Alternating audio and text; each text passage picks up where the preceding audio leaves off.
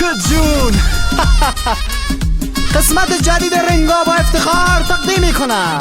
باید کیف کنیم سی خودتون. خموما جون گفتم چی گفتم های ممقلی های ممقلی چیه؟ مویم مطمئنی؟ سلش کنید کام اینطوری که معلومه تا سال دنیست. این چند سال خیلی سختی کشی همو موما بلیتم ای جونت کنم که جونی خوبی را یه شبه بال یه شبه بال یه شبه بال یه شبه بال ای دای هونه با تو چولا بو پیل المرداشید وردید ای توف من ریتو بیا آخی نو بس یعنی رامه یاسو چند تا کیسه سیمان بیارم کارم نیارید یه تومون کردی همسی می بیا که این چه پتاسید نیاره ای بوید سوچی باز هم چیز ایگم بوتنه اینی گرمای شل که بی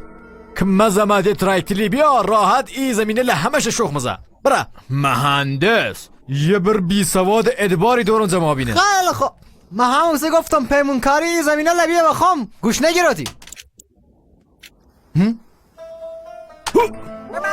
من همیشه استاد سوچیدی بازی کردن بیو ها تا خیلی بلی صبح تیسه هر چیمانه بری و تقلبی بی مسمرم باوش چیریچ خیلی داره پمای باخه ای ولی رنگو بیا نوبت خطه مومم جونم سیخام که هیچ که حریفم نیستی که رنگول شیر مالت بسار ریشه کم کردی الان یه تاری ریشه سه کنم که باوشم ده نشناسش خیلی خوب خطه بگه که اومم ای بابا کچی بی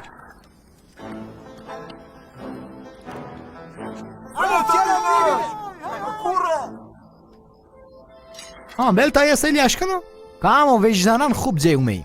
خیلی خوب حواست بو نشونه تا دقیق بگه کامو تو پکو خبر را هیچی بیده یکی نه حسی بلش کسونه بلکو پا هیچی بیده و تمزا هم نیابو خیلی خوب چال رنگو بگذاریم بیا تای جینشونت بیام حقیقتا یه زمینه لی مرم باوسیم لش و هم گو کرم بایک مردم نش گوزه به بالین بکار